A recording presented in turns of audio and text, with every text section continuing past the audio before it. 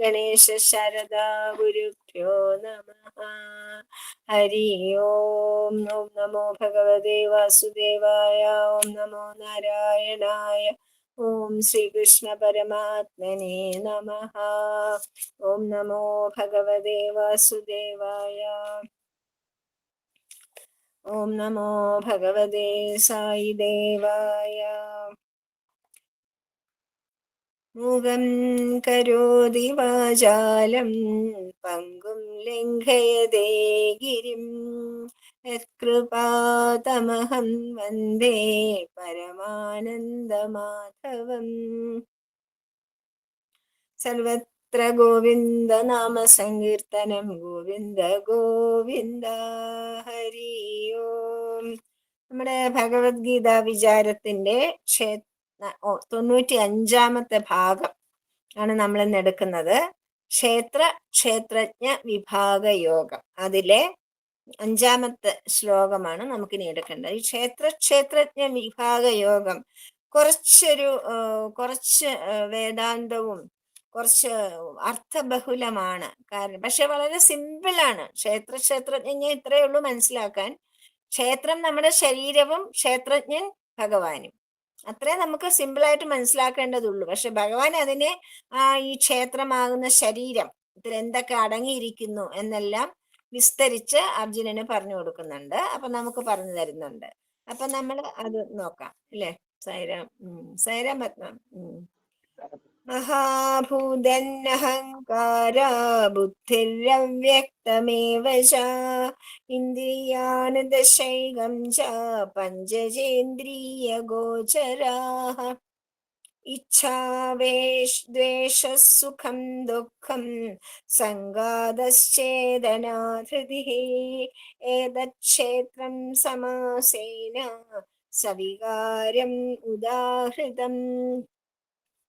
Actually നമ്മൾ പല പ്രാവശ്യം പറഞ്ഞിട്ടുള്ള കാര്യങ്ങൾ തന്നെ ഭഗവാൻ വീണ്ടും വീണ്ടും പറഞ്ഞത് ഉറപ്പിക്കുകയാണ്.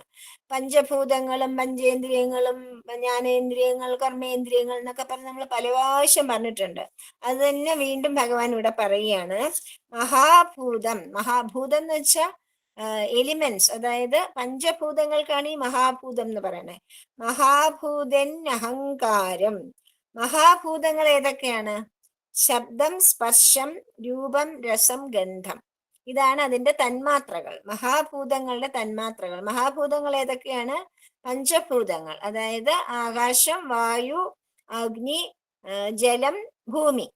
അതിന്റെ തന്മാത്രകളാണ് ശബ്ദം, സ്പർശം, രൂപം, രസം, ഗന്ധം. അപ്പം അതിനെ ഈ 5 മഹാഭൂത തന്മാത്രകളും അഹങ്കാരം. നമ്മുടെ ശരീരത്തിൽ ഇതൊക്കെയാണ് ഉള്ളത്. അതാണ് ഭഗവാൻ പറയുന്നത്.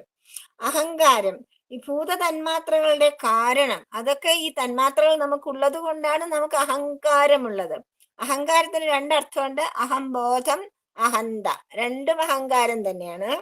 അപ്പം പിന്നെ അതിന്റെ കൂടെ ബുദ്ധി. അഹങ്കാരത്തിന് കാരണം എന്താണ്? നമുക്ക് ബുദ്ധി ഉള്ളത് കൊണ്ടാണ്. ബുദ്ധി ഇല്ലാത്ത ആൾക്കാർക്ക് എന്തെങ്കിലും അഹങ്കാരിക്കാൻ പറ്റില്ലല്ലോ. അവർക്ക് അഹങ്കാരമൊന്നുമില്ല. അപ്പം ബുദ്ധിയുണ്ട്. അഹങ്കാര കാരണമായ സത്വബുദ്ധി, നമ്മുടെ സ്വതത്തിനെ പറ്റിയുള്ള ബോധം, അതാണ് സത്വബുദ്ധി. അവ്യക്തം ഏവച, ബുദ്ധി കാരണമായ അവ്യക്തം. ഇന്ദ്രിയാണി ദശി ഏകം. ഇന്ദ്രിയങ്ങള് ദശമാണ്, 10 ജ്ഞാനേന്ദ്രിയങ്ങൾ 5ഉം കർമ്മേന്ദ്രിയങ്ങൾ 5ഉം. ജ്ഞാനേന്ദ്രിയങ്ങൾ ഏതൊക്കെയാണ്? നമ്മുടെ കണ്ണ്, മൂക്ക്, ത്വക്ക്, നമ്മുടെ നാവ്, ഇതൊക്കെ ഇതാണ് ജ്ഞാനേന്ദ്രിയങ്ങൾ. നമ്മൾ എല്ലാം ഘ്രാണം, നാസിക, ഇത് നമ്മള് അതായത് ഇതിലൂടെയാണ് നമ്മൾ അറിവുകൾ സമ്പാദിക്കുന്നത്, ഈ ജ്ഞാനേന്ദ്രിയങ്ങളിലൂടെ. കർമ്മേന്ദ്രിയങ്ങൾ എന്താണ്? വാക്, പാണി, പാദം, വായു, ഉപസ്ഥം. നമ്മുടെ കയ്യ്, കാല്, പിന്നെ നമ്മുടെ ലിംഗം, നമ്മുടെ ശോധനയ്ക്കുള്ള ലിംഗം, അങ്ങനെ അതിനെയാണ് വായു ഉപസ്ഥം എന്ന് പറയണം. മനസ്സിലായില്ലേ? അപ്പൊ അങ്ങനെ അത് കർമ്മേന്ദ്രിയങ്ങൾ. എല്ലാ കർമ്മങ്ങളും ചെയ്യാൻ 5 ഇന്ദ്രിയങ്ങൾ, എല്ലാ ജ്ഞാനങ്ങളും ആർജിക്കുവാൻ 5 ഇന്ദ്രിയങ്ങൾ. അങ്ങനെ 10 ഇന്ദ്രിയങ്ങളാണ് നമുക്കുള്ളത്. പഞ്ചേന്ദ്രിയങ്ങളെ തന്നെ 2ആയിട്ട് വിഭജിച്ച് 10 ആക്കിയിരിക്കുകയാണ്. മനസ്സിലായില്ലേ? അങ്ങനെ ഇന്ദ്രിയാണീച്ച പിന്നെ അതിന്റെ കൂടെ ഈ 10 ഇന്ദ്രിയങ്ങളുടെ കൂടെ മനസ്സെന്നൊരു ഇന്ദ്രിയം കൂടെ ഉണ്ട്. ആ ഇന്ദ്രിയം ഗോചരമല്ല, ദൃഷ്ടിഗോചരമല്ല. ബാക്കിയൊക്കെ നമുക്ക് കാണാം, ഇല്ലേ? ബാക്കി നമ്മുടെ അവയവങ്ങളൊക്കെ നമുക്ക് കാണാം. അതുകൊണ്ടിട്ടാണ് നമ്മൾ ഇന്ദ്രിയങ്ങളായിട്ട് ഉപയോഗിക്കുന്നത്. പക്ഷെ മനസ്സ് നമുക്ക് കാണാൻ പറ്റില്ല. പക്ഷെ അതും 10 ഇന്ദ്രിയങ്ങളുടെ കൂടെ 11ാമത്തെ ഇന്ദ്രിയമാണ്. അങ്ങനെ 11 ഇന്ദ്രിയങ്ങളും ഇന്ദ്രിയ ഗോചര പഞ്ചജ, ഈ ഇന്ദ്രിയങ്ങളെ കൊണ്ടാണ് നമ്മൾക്ക് കാണാൻ പറ്റുന്നത്. എന്ത്? ആകാശം, വായു, അതിനെയൊക്കെ പഞ്ചഭൂതങ്ങളെ നമ്മൾ കാണുന്നത് പഞ്ചഭൂതങ്ങളുടെ തന്നെ സ്വഭാവമായ പഞ്ചതന്മാത്രകൾ നമ്മളിൽ ഉള്ളത് കൊണ്ടാണ്. അതിനുള്ള അവയവങ്ങളാണ് ചെവി, നാവ്, കണ്ണ്, ഇങ്ങനെയുള്ള അവയവങ്ങൾ നമുക്കുള്ളത് കൊണ്ടാണ്. ത്വക്ക്, ഇങ്ങനെയുള്ള അവയവങ്ങൾ വെച്ചിട്ടാണ് നമ്മൾ ഈ പഞ്ചഭൂതങ്ങളെ കാണുന്നത്. മനസ്സിലായില്ലേ? ആ പഞ്ചഭൂതങ്ങളെ നമ്മൾ കാണുന്നു. ഇച്ഛ, സുഖം തരുമെന്ന് തോന്നുന്ന പദാർത്ഥങ്ങളിലുള്ള ആഗ്രഹത്തിനാണ് ഇച്ഛ എന്ന് പറയുന്നത്. ഇച്ഛ, ദ്വേഷ. ദ്വേഷം എന്ന് വെച്ചാൽ എന്താണ്? ദുഃഖിപ്പിക്കുന്നത് തോന്നുന്നൊന്നും നമുക്ക് ഇഷ്ടമല്ല. നമ്മളെ സുഖിപ്പിക്കുന്ന തോന്നുന്നതിനൊക്കെ നമുക്ക് ഇഷ്ടമാണ്. അതിനാണ് ഇച്ഛ എന്ന് പറയുന്നത്. ദുഃഖിപ്പിക്കുന്ന തോന്നുന്നതിലൊന്നും നമുക്ക് ഇഷ്ടമില്ലാത്തതുകൊണ്ട് അതിന് ദ്വേഷം എന്ന് പറയുന്നു. അപ്പം സുഖം അനുകൂലാനുഭവം, ദുഃഖം പ്രതികൂലാനുഭവം, അത് രണ്ടും നമ്മൾക്ക് ഉണ്ട്. പക്ഷെ ഒന്നിനെ നമുക്ക് ഇഷ്ടമുണ്ട്, ഒന്ന് നമുക്ക് ഇഷ്ടമില്ല, അത്രയേ ഉള്ളൂ. സംഘാതം, സംഘാതം എന്ന് വെച്ചാൽ ഒരു കൂട്ടത്തിനാണ് സംഘാതം എന്ന് പറയുന്നത്. അപ്പം ദേഹേന്ദ്രിയങ്ങൾ ഒരുമിച്ചുള്ള നിലയ്ക്കാണ് സംഘാതം എന്ന് പറയുന്നത്. ചേതന, ദേഹേന്ദ്രിയങ്ങളിൽ ഈ ഇന്ദ്രിയങ്ങളെല്ലാം നമ്മുടെ ദേഹത്തുള്ളതാണ്, അതായത് ക്ഷേത്രത്തിലുള്ളതാണ്. പക്ഷെ അതിനെ ചലിപ്പിക്കുന്നത് ആരാണ്? അവിടെ ഒരു ചേതനയുണ്ട്, ഒരു ചേതന. ദേഹേന്ദ്രിയങ്ങളിൽ ജീവചൈതന്യത്തോടു കൂടിയ അന്ധക്കരണ വൃത്തി, അതാണ് അന്ധക്കരണം. ആരാണ്? ചൈതന്യമായിട്ട് നമ്മുടെ ഉള്ളിലിരിക്കുന്ന ഭഗവാൻ. അത് തന്നെയാണ് നമ്മുടെ ആത്മാവ് എന്നൊക്കെ നമ്മൾ പറയണം. ധൃതി, ക്ഷീണിച്ച് അവശങ്ങളാകും നമ്മുടെ ഇന്ദ്രിയങ്ങളൊക്കെ. അപ്പൊ നമുക്ക് വീണ്ടും നമ്മൾ എത്ര ക്ഷീണിച്ചാലും കുറച്ച് റെസ്റ്റ് എടുക്കുമ്പം, കുറച്ച് ഭക്ഷണം കഴിക്കുമ്പം, കുറച്ച് തണലത്തിരിക്കുമ്പം നമ്മുടെ ശക്തി നമുക്ക് തിരിച്ചു വരുന്നത് കണ്ടിട്ടില്ലേ?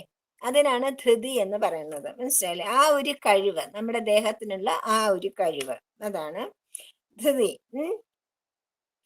അതാണ്, ഇതെല്ലാം കൂടെ അടങ്ങിയ സാധനത്തിനെയാണ് ക്ഷേത്രം എന്ന് പറയുന്നത് അർജുന എന്ന് ഭഗവാൻ പറയാണ്. ഇത്രയും കാര്യങ്ങളെല്ലാം കൂടെ അടങ്ങിയിരിക്കുന്ന ഒരു സാധനമുണ്ട്, അതിനെയാണ് ക്ഷേത്രം എന്ന് പറയുന്നത്. സവികാരം, അതിന്റെ വികാരങ്ങളെ ഉൾപ്പെടുത്തി സമാസേന ഉദാഹൃതം, വ്യക്തമായും സംക്ഷിപ്തമായും പറഞ്ഞിരിക്കുകയാണ് ഭഗവാൻ.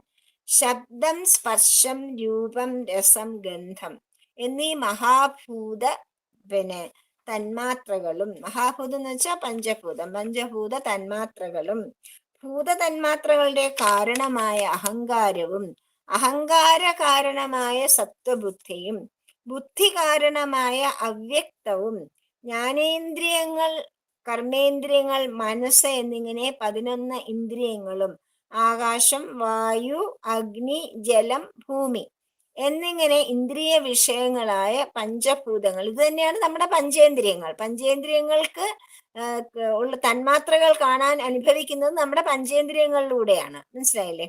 അങ്ങനെ അതിനെ എല്ലാത്തിനും കൂടെ പഞ്ചീകരണം എന്ന് പറയും. ഇതെല്ലാം കൂടെ ചേർന്ന് പഞ്ചീകരണം എന്നാണ് ഇവർ ഉപയോഗിക്കുന്നത്. പിന്നെ നമുക്ക് സുഖം, ഇന്ദ്രിയ വിഷയങ്ങളായ പഞ്ചഭൂതങ്ങളും, സുഖം തരുമെന്ന് തോന്നുന്ന പദാർത്ഥങ്ങളുള്ള ആഗ്രഹം. നമ്മള് ദുഃഖം തോന്നുന്ന പദാർത്ഥങ്ങൾ ആരെങ്കിലും ആഗ്രഹിക്കാറുണ്ടോ? നമുക്ക് സുഖം തരുന്ന തോന്നുന്നതാണ് നമുക്ക് വാങ്ങിക്കാൻ തോന്നുന്നത്, ആഗ്രഹിക്കുന്നത്, അല്ലേ?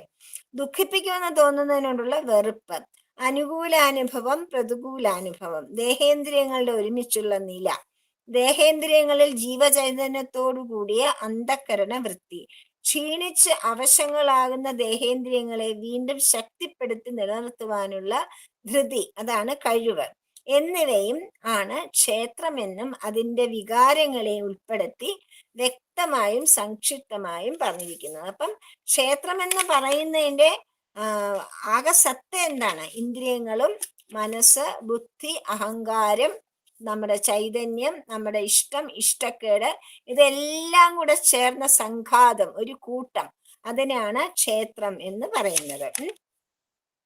ഇനി അടുത്ത സ്വാമി പറയാണ്, അമാനിത്വം അദംഭിത്വം അഹിംസാ ക്ഷാന്തിരാർജവം ആചാര്യോപാസനം ശൗചം സ്ഥൈര്യം ആത്മവിനിഗ്രഹ.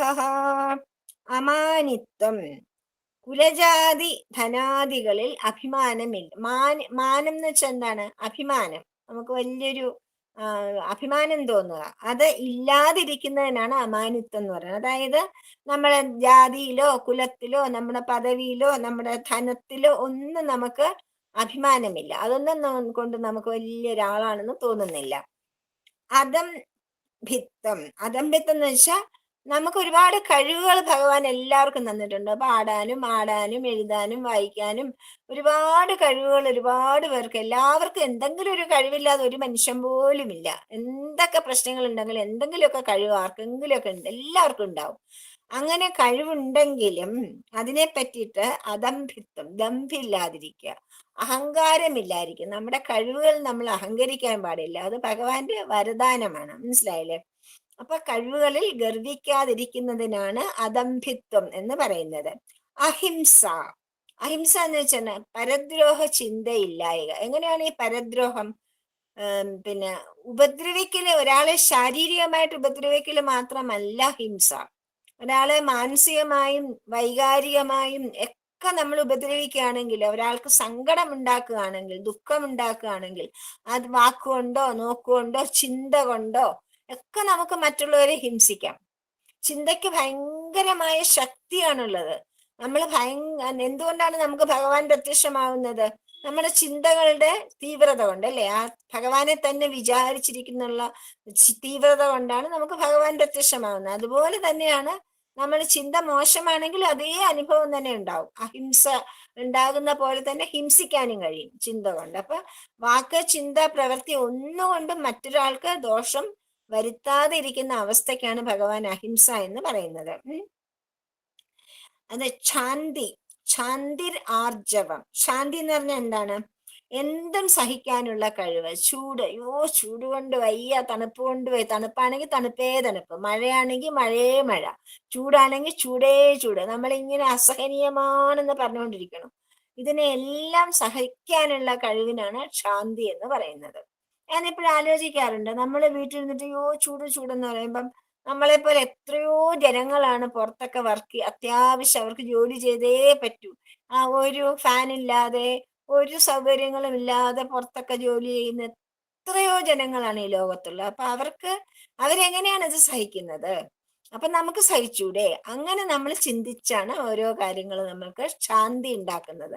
ശാന്തി എന്ന് വെച്ചാൽ ഓരോ അവസ്ഥ, എല്ലാ അവസ്ഥകളെയും സഹിക്കാനുള്ള കഴിവ്, അതിനാണ് ശാന്തി എന്ന് പറയുന്നത്. അതെങ്ങനെയാ നമ്മൾ വരുത്തിയെടുക്കുക? നമ്മളുടെ സുഖഭോഗങ്ങൾ, നമുക്ക് കിട്ടിയിരിക്കുന്ന സുഖങ്ങളിൽ മാത്രം ആണെങ്കിൽ, നമുക്ക് കിട്ടുന്ന ചെറിയ ദുഃഖങ്ങൾ പോലും നമ്മൾ സഹിക്കാതിരിക്കുകയാണെങ്കിൽ ശാന്തി എന്ന് പറയില്ല. നമ്മുടെ സുഖങ്ങൾ നമ്മൾ കാണുമ്പോൾ നമ്മളെക്കാളും കഷ്ടത അനുഭവിക്കുന്ന എത്രയോ ആൾക്കാരുണ്ട്. അവരെ പറ്റി ഓർക്കുമ്പോൾ നമുക്ക് ഈ സഹിക്കാനുള്ള ശക്തി ഉണ്ടാവും. അങ്ങനെയാണ് ശാന്തി എന്ന് പറയുന്നത്. അത് ശാന്തിർ ആർജവം. ആർജവം എന്ന് വെച്ചാൽ എന്താണ്? നേരായ മാർഗം. ആർജവമുള്ള ആളാണെന്ന് വെച്ചാൽ എല്ലാം നേരെ വാ നേരെ പോ. ഉള്ളിലൊന്ന് വെച്ച് പറയുകയോ പ്രവർത്തിക്കുകയോ ഒന്നും ചെയ്യില്ല. പറയുന്നത് തന്നെ പ്രവർത്തിക്കും. പറയുന്നത് ഉള്ളിലൊന്ന് വെച്ച് പുറത്ത് മറ്റുള്ള പെരുമാറുന്നതാണ് ഇപ്പോഴത്തെ ലോകത്തിന്റെ സ്വഭാവം. നമുക്ക് ആരെയും വിശ്വസിക്കാൻ പറ്റില്ല. ആ പറയുന്ന ഒന്നും ഉള്ളിലുള്ളതല്ല പുറത്ത് പറയുന്നത്. പക്ഷെ അങ്ങനെ അല്ലാത്തവരുമുണ്ട് ലോകത്ത്. അങ്ങനെയുള്ളവരാണ് ആർജവം ഉള്ളവരെന്ന് പറയുന്നത്. അതായത് ഉള്ളിലുള്ളത് തന്നെ പുറത്തേക്ക് പറയുന്ന ആ ഒരു കഴിവിനാണ് ആർജവം എന്ന് പറയുന്നത്. പിന്നെ എന്താണ്? നേരായ മാർഗം പിന്തുടരുന്നത് ആർജവം. ആചാര്യോപാസനം, ബ്രഹ്മനിഷ്ഠനായ ഗുരുവിന്, നമ്മുടെ ആചാര്യനുണ്ട്. നമുക്ക് ആചാര്യന്മാരെ നമ്മൾ ഉപാസിക്കണം. അതായത് ഇപ്പൊ നമുക്ക് ഭഗവാൻ നമ്മുടെ ആചാര്യനാണ്, നമ്മുടെ ഗുരുവാണ്, നമ്മുടെ ദൈവമാണ്. ഗുരുവിനെ തന്നെ ദൈവമായിട്ട് കണ്ട് ഉപാസിക്കുക, അതാണ് ആചാര്യോപാസന. ഇവിടെ അർജുനൻ എന്താ ചെയ്യുന്നത്? തന്റെ സഖാവാണ്, തന്റെ ബന്ധുവാണ്, തന്റെ കൂട്ടുകാരനാണ്, തന്റെ സാരഥിയാണ്. എന്നിട്ടും ഭഗവാനായിട്ടാണ് കാണുന്നത് കൃഷ്ണനെ, അല്ലെ? അതാണ് ആചാര്യോപാസനം. ആചാര്യനെ ഉപാസിക്കുക, പ്രസാദിപ്പിക്കുക. അങ്ങനെ ആചാര്യനെ പ്രസാദിപ്പിച്ചുകൊണ്ട് ഇപ്പൊ എന്താണ് അർജുനനുണ്ടായ നേട്ടം? ഭഗവാനോട് അങ്ങനെ ഒരു ആറ്റിറ്റ്യൂഡ് എടുത്തുകൊണ്ടാണ് അർജുനന് ഈ ഉപദേശങ്ങളൊക്കെ ലഭിച്ചത്. അല്ലെങ്കിൽ എവിടെ കിട്ടും? ഒന്നും ആരും പറഞ്ഞു കൊടുക്കില്ല ഭഗവാൻ. ആചാര്യനെ പ്ലീസ് ചെയ്താൽ മാത്രമേ ആചാര്യന്റെ ഉള്ളിലുള്ളത് മുഴുവൻ നമുക്ക് പകർന്നു തരുള്ളൂ. മനസ്സിലായില്ലേ? അതിനാണ് ആചാര്യ ഉപാസനം ചെയ്യണമെന്ന് പറയുന്നത്. നമുക്ക് സാധാരണ രീതിയിൽ സ്കൂളിലെ ടീച്ചറിനെ തന്നെ എടുക്കാം ഉദാഹരണമായിട്ട്. ഒരു ടീച്ചർ ഏത് തരത്തിലുള്ള കുട്ടികളെ സഹായിക്കുന്നത്? വിനയപൂർവ്വം അവരോട് സ്നേഹം, അവരോട് സൗഹൃദവും അവരോട് ആദരവും എല്ലാം കാണിക്കുന്ന ഒരു കുട്ടി പോയി ചോദിച്ച് അവർ റെഡിക്കെല്ലാം പറഞ്ഞു കൊടുക്കും അല്ലേ? അല്ലാത്ത അഹങ്കാരികളായ കുട്ടികളെ അവർ പറഞ്ഞു കൊടുക്കുമോ? വല്ലതും ഒന്നും പറഞ്ഞു കൊടുക്കില്ല. അപ്പം ആചാര്യനെ ഉപാസിക്കണം, ആചാര്യനെ പ്ലീസ് ചെയ്യണം. എന്ന് വെച്ചിട്ട് കൈമണി അടിച്ചു കൂടുക എന്നല്ല എൻ്റെ അർത്ഥം. ആചാര്യനെ വേണ്ട വിധത്തിൽ ആദരിക്കണം. ആദരിച്ചുകൊണ്ട് അവൻ നൽകാൻ തയ്യാറായിരിക്കുന്ന ഉപദേശങ്ങളൊക്കെ നമ്മൾ സ്വീകരിക്കണം. അതാണ് ആചാര്യോപാസനം. ശൗചം എന്ന് വെച്ചാല് നമുക്ക് ബാഹ്യമായ ശൗചമല്ല, ഹൃദയശുദ്ധി ഉണ്ടാവണം. അതിനാണ് ശൗചം എന്ന് പറയുന്നത്. സ്ഥൈര്യം, ആചാര്യോപാസനം, ശൗചം, ധൈര്യം, ആത്മവിനിഗ്രഹം. സ്ഥൈര്യം എന്ന് വെച്ചാൽ സ്ഥിരമായിരിക്കുക, അതാണ് സ്ഥൈര്യം. അതായത് ധൈര്യമല്ല, സ്ഥൈര്യമാണ്. ധൈര്യം എന്ന് വെച്ചാൽ ധീരത, ഒരു പേടിയില്ലായ്മ, അതിനാണ് ധൈര്യം എന്ന് പറയുന്നത്. സ്ഥൈര്യം എന്ന് വെച്ചാൽ എന്താണ്? ലക്ഷ്യത്തിൽ നിന്നും ചലിച്ചു പോകാതിരിക്കുക. എന്തെല്ലാം ചെയ്തുകൊണ്ടിരുന്നാലും അവനവന്റെ ലക്ഷ്യം വിട്ടുപോകില്ല. എന്തൊക്കെ ഡിസ്ട്രാക്ഷൻസ് ചുറ്റും നടന്നാലും തൻ്റെ ലക്ഷ്യത്തിൽ നിന്ന് താൻ വിട്ടുപോകാതെ അതിനെ തന്നെ പിന്തുടരാനുള്ള കഴിവ്, അതിനാണ് സ്ഥൈര്യം എന്ന് പറയുന്നത്. ആത്മവിനിഗ്രഹ, അതായത് ആത്മവിനിഗ്രഹം വെച്ചാൽ മനസ്സിനെ കൺട്രോൾ ചെയ്യുക, മനസ്സിനെ നിയന്ത്രിക്കുക. ഇതാണ് പ്രാഥമികമായിട്ട് നമ്മൾ ശീലിക്കേണ്ട ജ്ഞാന സാധനകൾ. നമുക്ക് ഭഗവാൻ പറഞ്ഞിരിക്കുന്നത്, നമുക്ക് ജ്ഞാനം ഉണ്ടാകണമെങ്കിൽ നമ്മൾ ചുമ്മാ ഇരുന്നാൽ ജ്ഞാനം അങ്ങ് വരുമൊന്നുമില്ല. എല്ലാത്തിനും നമ്മുടെ സ്വാമി പറയും, എല്ലാത്തിനും പ്രവർത്തിക്കണം, ഹാർഡ് വർക്ക് ചെയ്യണം. നല്ല പോലെ വർക്ക് ചെയ്താൽ മാത്രം, പ്രത്യേകിച്ച് ആത്മീയ കാര്യങ്ങളിൽ ഭയങ്കര പ്രയാസമാണ്. ഒരുപാട് ഡിസ്ട്രാക്ഷൻസ് നമുക്ക് വന്നുകൊണ്ടിരിക്കും. ലൗകിക ജീവിതവും നമുക്ക് ലോകത്ത് ജീവിച്ചുകൊണ്ട് ആത്മീയ ജീവിതം നയിക്കാൻ ഭയങ്കര പ്രയാസമാണ്. എത്ര തരത്തിലുള്ള ബുദ്ധിമുട്ടുകളും ഇതും വന്നുകൊണ്ടേയിരിക്കും. അപ്പൊ അതുകൊണ്ടാണ് മനസ്സിനെ കഴിയുന്നത്ര നിയന്ത്രിച്ചുകൊണ്ട് നമ്മൾ മുന്നോട്ട് പോകണമെന്ന് പറയുന്നത്. ലക്ഷ്യം വിടാതെ പോകണം. ആത്മവിനിഗ്രഹം. കുല, ജാതി, ധന ആദികളിൽ അഭിമാനമില്ലായ്മ, കഴിവുകളിൽ ഗർവിക്കാതിരിക്കുക, എന്തും സഹിക്കാനുള്ള കഴിവ്, എന്തിനും നേരായ മാർഗം പിന്തുടരുക. ആർജവം. ബ്രഹ്മനിഷ്ഠനായ ഗുരുവിനെ പ്രസാദിപ്പിച്ച് തത്വം ഗ്രഹിക്കുവാൻ യത്നിക്കുക. സദാ ഹൃദയശുദ്ധി പുലർത്തുക. ലക്ഷ്യത്തിൽ നിന്നും ചലിച്ചു പോകാതിരിക്കുക.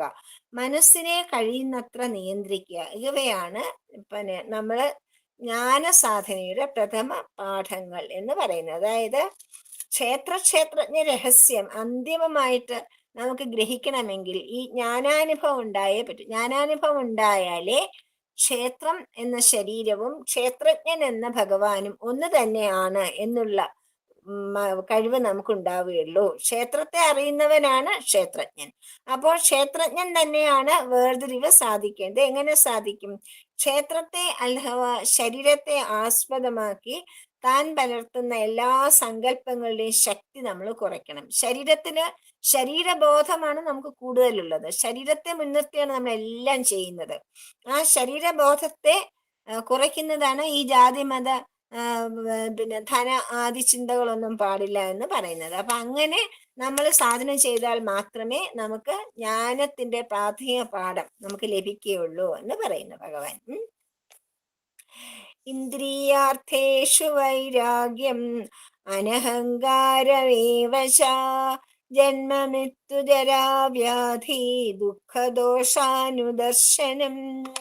ഇന്ദ്രിയാർത്ഥേഷു വൈരാഗ്യം അനഹങ്കാര ഏവ ച ജന്മമൃത്യുജരാവ്യാധി ദുഃഖദോഷാനുദർശനം. ഇന്ദ്രിയാർത്ഥേഷു എന്ന് വെച്ചാൽ ഇന്ദ്രിയങ്ങൾക്ക് കൊതി തോന്നുന്ന പദാർത്ഥങ്ങൾ. ഇന്ദ്രിയങ്ങൾ എന്ന് വെച്ചാൽ നമുക്ക് കണ്ണുകൊണ്ട് കാണുമ്പോൾ നമുക്ക് അതിന് ആഗ്രഹം തോന്നും. ഒരാള് പറഞ്ഞു കേൾക്കുമ്പോൾ അത് കിട്ടിയാൽ കൊള്ളാന്ന് തോന്നും, ഇല്ലേ? നമ്മൾ ഒരു സാധനം സ്പർശിക്കുമ്പം അതൊന്ന് ആസ്വദിക്കണം എന്ന് തോന്നും. ഇങ്ങനെ നമ്മുടെ ഇന്ദ്രിയങ്ങൾ കൊണ്ട് നമ്മൾ, അല്ലെങ്കിൽ നമ്മൾ മണക്കുമ്പം, നമ്മൾ നല്ല മണം കിട്ടുമ്പം അതൊന്ന് ആസ്വദിക്കണം എന്ന് തോന്നും. ഇങ്ങനെ നമ്മുടെ എല്ലാ പഞ്ചേന്ദ്രിയങ്ങളുടെ തന്മാത്രകൾ, നമുക്ക് പഞ്ചേന്ദ്രിയങ്ങൾ ഉപയോഗിച്ചുള്ള അനുഭവങ്ങൾ, അതിനുള്ള കൊതി തോന്നുന്ന പദാർത്ഥങ്ങൾക്കാണ് ഇന്ദ്രിയാർത്ഥേഷു എന്ന് പറയുന്നത്. വൈരാഗ്യം എന്ന് വെച്ചാൽ രാഗമില്ലായ്മ. രാഗം എന്ന് വെച്ചാൽ എന്താണ്? രാഗം എന്ന് വെച്ചാല് ഒന്നിനോടുള്ള മമത, അതാണ് രാഗം. ഒന്നിനോടുള്ള ഏതെങ്കിലും ഒരു വസ്തുവിനോടുള്ള നമുക്ക് കൂടുതൽ മമത ഉണ്ടെങ്കിൽ അതിന് രാഗം എന്ന് പറയും. ആ രാഗമുണ്ടെങ്കിൽ നമുക്ക് ആത്മീയ ജീവിതം പറ്റില്ല, നമുക്ക് വൈരാഗ്യം ഉണ്ടാവണം. അതാണ് ഭഗവാൻ പറയുന്നത്. അനഹങ്കാരം എന്ന് ഞാൻ ചെയ്യുന്നു, ഞാൻ അഹങ്കാരം എന്ന് വെച്ചാൽ എന്താണ്? അഹംബോധം. എല്ലാത്തിനും ഉത്തരവാദി ഞാനാണ്, ഞാനാണ് മിടുക്കൻ, ഞാനാണ് കേമൻ എന്നുള്ള ഞാനെന്ന ഭാവം, അതിനാണ് അഹന്ത. ഇവിടെ അഹങ്കാരം എന്ന് ഭഗവാൻ അനഹങ്കാരം എന്ന് പറഞ്ഞാൽ ആ അഹന്ത ഉണ്ടാവാൻ പാടില്ല. അതായത് ഞാനാണ് കർത്താവ് എന്നുള്ള ഭാവം പാടില്ല. ഭഗവാൻ തന്നെയാണ് എല്ലാത്തിനും ഞാൻ അനുഭവിക്കുന്നു, ഞാൻ ചെയ്യുന്നു എന്ന് പറയാതെ ഞാനൊരു ഉപകരണമാണ് എന്നുള്ള ഭാവമാണ് നമ്മൾ വളർത്തിയെടുക്കേണ്ടത്. അപ്പം കർത്തൃത്വവും നമുക്ക് പാടില്ല, ഭോതൃത്വവും പാടില്ല. അത് നമുക്ക് എല്ലാവരും പറഞ്ഞു തന്നിട്ടുള്ള. ഭോതൃത്വം എന്ന് വെച്ചാൽ നമ്മളൊരു കർമ്മം, ഒരു കർത്തവ്യം, ഒരു കാര്യം നമ്മൾ ചെയ്തു. അതായത് ഷിർഡി സായിബാബയുടെ പുണ്ടരീകൻ എന്നൊരു ഒരാൾ തേങ്ങ കൊടുത്തയക്കുമ്പം ആ തേങ്ങ വഴി വെച്ച് പൊട്ടിച്ച് എല്ലാവരും കൂടെ കഴിച്ചു. അപ്പം അങ്ങേര് അവിടെ ചെന്ന് ഭഗവാന് കൊടുക്കാൻ നോക്കുമ്പോൾ ഒരു സന്യാസി വര്യൻ കൊടുത്ത തേങ്ങയാണ്. അവിടെ ചെന്ന് നോക്കുമ്പോ ആ തേങ്ങ ഭഗവാൻ ഇങ്ങോട്ട് ചോദിക്കും, എന്റെ സന്യാസി ബ്രദർ എന്ന് പിന്നെ തേങ്ങ എവിടെയും ചോദിച്ചു. അപ്പോഴാണ് പറഞ്ഞത്, അയ്യോ സ്വാമി ക്ഷമിക്കണം, ഞാൻ വേറെ കുറെ തേങ്ങ കൊണ്ട് തരാം, വേറെ തേങ്ങ വാങ്ങിച്ചു. ആ തേങ്ങയ്ക്ക് പകരം ഒരു തേങ്ങയും ആവില്ല എന്ന് പറഞ്ഞ് ഭഗവാൻ. എന്നിട്ട് അങ്ങനെ ഭഗവാൻ അങ്ങേരോട് ചോദിക്കും, നീ എന്തിനാണ് അതിന്റെ കർത്തൃത്വവും ഭോക്തൃത്വവും ഏറ്റെടുക്കുന്നത്? അത് എന്റെ സങ്കല്പമായിരുന്നു. തേങ്ങ തന്നതും എന്റെ സങ്കല്പം, തേങ്ങ പൊട്ടിച്ചതും എന്റെ സങ്കല്പം, തേങ്ങ കഴിച്ചതും എന്റെ സങ്കല്പം, തേങ്ങ നീ തരാതിരിക്കുന്നതും എന്റെ സങ്കല്പം. അതിന്റെ കർത്തൃത്വവും ഭോക്തൃത്വവും നീ എന്തിനാണ് ഏറ്റെടുക്കുന്നത്? എന്റെ കർത്താവും ഭോക്താവും ഞാനാണ് എന്ന് ഭഗവാൻ പറയും. അതാണ് ഇവിടെ ഭഗവാൻ പറയുന്നത്, കർത്തൃത്വവും ഭോക്തൃത്വവും ഇല്ലാതിരിക്കുന്ന അവസ്ഥ, അതിനാണ് അനഹങ്കാരം എന്ന് പറയുന്നത്. അതായത് ഞാൻ ഉപകരണം മാത്രം, അതാ ആ ഭാവം. ഭഗവാന് ഹേമന്ത ബാന്തിനോട് പറയുന്നുണ്ടല്ലോ, നീ തുടങ്ങിക്കോളൂ, എന്റെ ഒരു ഉപകരണമായിട്ട് ഞാൻ നിന്ന് പ്രസാദിച്ച് ഞാൻ തന്നെ എന്റെ കഥ എഴുതിക്കോളാം എന്നാണ് ഭഗവാൻ പറയുന്നത്. അപ്പോ ഹേമന്ത ബാന്ത് ഒരു പേന മാത്രം, പേനയാണ്, പേനയായിട്ട് ഇരുന്ന് കൊടുത്തു. ഭഗവാൻ എങ്ങനെ കൈകളിലൂടെ ഒഴുകിക്കൊണ്ടുപോയി, അത്രേ ഉള്ളൂ. മനസ്സിലായില്ലേ? അതാണ് പറയുന്നത് അനഹങ്കാരം എന്ന് പറയുന്നത്. ജന്മമൃത്യു ജരാവ്യാധി ദുഃഖ ദോഷാനുദർശനം. അതായത് ജനനം മരണം, ജനിച്ചാൽ മരിക്കും, ജീർണിക്കും, വെറുതെ അങ്ങോട്ട് മരിക്കുകയല്ല, ജീർണിക്കും, രോഗം വരും, ഇങ്ങനെയുള്ള ദുഃഖങ്ങളൊക്കെ നമുക്ക് നമ്മുടെ ശരീരത്തിനുണ്ടാവും, ഇല്ലേ? ജനനം മരണം ജീർണത രോഗം തുടങ്ങിയ ദുഃഖങ്ങളാകുന്ന ദോഷം കൊണ്ട് നിറഞ്ഞവയാണ് ദേഹം എന്ന് സദാ ഓർമ്മിക്കലും ജ്ഞാനത്തിന് വഴിതെളിക്കുന്ന ഉപായം. നമുക്ക് ജ്ഞാനം ഉണ്ടാവാനുള്ള മാർഗം എന്താണ്? നമുക്ക് സദാ ഈ ബോധങ്ങൾ ഉണ്ടാവണം. എന്തൊക്കെ ബോധങ്ങള്? ഇന്ദ്രിയങ്ങൾക്ക് കൊതി തോന്നുന്ന പദാർത്ഥങ്ങളിൽ രാഗമില്ലായ്മ, ഒന്നാമത്തെ കാര്യം. പിന്നെ ഞാൻ ചെയ്യുന്നു, ഞാൻ അഭിനയിക്കുന്ന കർത്തൃത്വ ഭോക്തൃത്വ ഭാവമില്ലാതെ അനഹങ്കാരികളായിട്ടിരിക്കുക, അതാണ് രണ്ടാമത്തത്. മൂന്നാമത്തത് എന്താണ്? ജനനം മരണം ജീർണത ദുഃഖം, ഇങ്ങനെ പല കാര്യങ്ങൾ സംഭവിച്ചുകൊണ്ടേയിരിക്കും.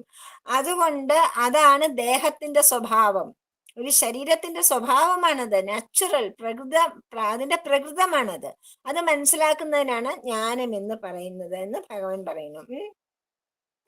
ജ്ഞാനസാധനങ്ങളിൽ അത്യന്തം പ്രാധാന്യമുള്ളതാണ് വൈരാഗ്യം. വൈരാഗ്യമില്ലാതെ നമുക്ക് ആത്മീയ ജീവിതത്തിൽ മുന്നേറാൻ പറ്റില്ല.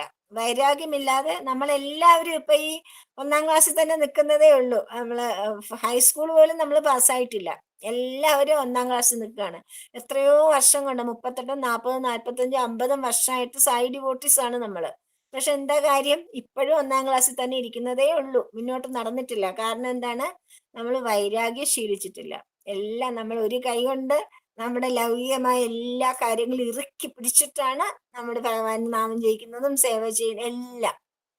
ആ ആ ആ ഒരു ഭാവം വിട്ടാൽ മാത്രമേ വൈരാഗ്യമാവൂ. രാഗം വിടണം. രാഗം എന്ന് വെച്ചാൽ മമത, ഒട്ടിപ്പിടിക്കൽ. അത് വിട്ടിട്ടില്ല, അത് വിടാൻ നമുക്ക് സാധിക്കുന്നില്ല, അത് സാധിക്കണം. അതാണ് ജ്ഞാനസാധനങ്ങളിൽ അത്യന്തം പ്രാധാന്യമുള്ളതാണ് വൈരാഗ്യം. ഈ പ്രാഥമിക സാധനങ്ങളൊക്കെ പിന്നെ അനുഭവിച്ചു തുടങ്ങുമ്പോഴത്തേക്കും വൈരാഗ്യം കുറേശ്ശായിട്ട് വരാൻ തുടങ്ങും. ജഡവിഷയങ്ങളെ പിന്തുടർന്ന് കിട്ടാവുന്ന ഭൗതിക സുഖങ്ങളിൽ കൊതിയില്ലായ്മയാണ് വൈരാഗ്യം.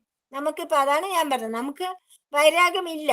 കാരണം നമുക്ക് എന്തൊക്കെ നമ്മൾ പ്രസംഗിക്കുന്നെങ്കിലും ക്ലാസ് എടുക്കുന്നു എല്ലാം ചെയ്യുന്നുണ്ടെങ്കിലും നമ്മുടെ അർത്ഥ മനസ്സ് എപ്പോഴും ലൗകികത്തിൽ തന്നെയാണ് നിൽക്കുന്നത്. അർത്ഥ മനസ്സിലൊക്കെ വ്യാപരിക്കുന്നു. നമ്മൾ സമയം നന്നായിട്ട് സ്പെൻഡ് ചെയ്യുന്നു, അത്രയേ ഉള്ളൂ. പക്ഷെ നമ്മൾ ആ വൈരാഗ്യം എന്നുള്ള ആ ജ്ഞാനത്തിന്റെ ആദ്യ പടി അതിലോട്ട് നമ്മൾ പ്രവേശിച്ചിട്ടില്ല. ഓരോ ഇന്ദ്രിയവും അതാതിന്റെ വിഷയങ്ങൾ തേടി സുഖിക്കാൻ കൊതിക്കും. ഇന്ദ്രിയ സുഖത്തിന് കൊതിക്കുന്ന മനസ്സ് ഇന്ദ്രിയങ്ങളെ പിന്തുടർന്ന് പല കൈവേളായി പിരിഞ്ഞ് ദുഃഖത്തിൽ തന്നെ കൊണ്ടെത്തിക്കും. മനസ്സിലായില്ലേ? ഇന്ദ്രിയ വിഷയങ്ങളിൽ നിന്ന് അകന്ന് അന്തർമുഖമായി ഏകാഗ്രപ്പെടുന്ന മനസ്സ് ആനന്ദ സ്വരൂപമായ ആത്മാവിനെ കണ്ടെത്തുന്നു. ഇതാണ് നിയമം. സ്വാഭാവികമായ വിരക്തി വർദ്ധിക്കും തോറും ആത്മാനന്ദം കൂടിക്കൂടി വരും. പിന്നെ ഈ ലോകത്തും പരലോകത്തുമുള്ള എല്ലാ ലൗകിക സുഖങ്ങളിലും യാതൊരു താല്പര്യവും ഇല്ലാതെ ആകുന്നതിനാണ് വൈരാഗ്യം എന്ന് പറയുന്നത്. എന്ത് സംഭവിച്ചാലും നമ്മൾ അനുമനസ്കരായിട്ടിരിക്കണം, അതിനാണ് വൈരാഗ്യം എന്ന് പറയുന്നത്. മനസ്സിലായില്ലേ? നമ്മുടെ സന്യാസി വര്യന്മാർ, ഇപ്പോഴുള്ള സന്യാസി വര്യന്മാരിൽ പോലും വളരെ കുറച്ചു പേർക്ക് ഈ വൈരാഗ്യമുള്ളൂ. അവരൊക്കെ തന്നെയും ഈ ഭൗതികമായ ലോകത്തിന്റെ ഒരു ഭാഗത്ത് നിന്നുകൊണ്ടാണ് ഈ ആധ്യാത്മിക കാര്യങ്ങളൊക്കെ ചെയ്യുന്നത്. വൈരാഗ്യമുള്ള സന്യാസിമാരുണ്ടോ എന്തോ അറിയില്ല നമുക്ക്. ഈ ലോകത്തും പരലോകത്തുമുള്ള എല്ലാം വൈരാഗ്യം കുറെയെങ്കിലും വന്ന ആൾക്ക് ഈ ജീവിതം പിന്നെ വെറും ഒരു അഭിനയം മാത്രം.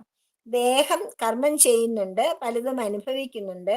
വസ്തുബോധമുള്ള ഒരു വിരക്തന് ഞാൻ ചെയ്യുന്നു എന്ന കർമ്മബോധം. അതാണ് ഭഗവാൻ പറയുന്നത്, നിഷ്കാമ കർമ്മം ആരാണോ ചെയ്യുന്നത്, അതായത് യോഗനിഷ്ഠനായ ഒരാൾ കർമ്മം ചെയ്തുകൊണ്ടേ ഇരിക്കുന്ന. ഭഗവാൻ ഇതിനു മുമ്പ് പലപ്പോഴും പറഞ്ഞിട്ടുണ്ട്.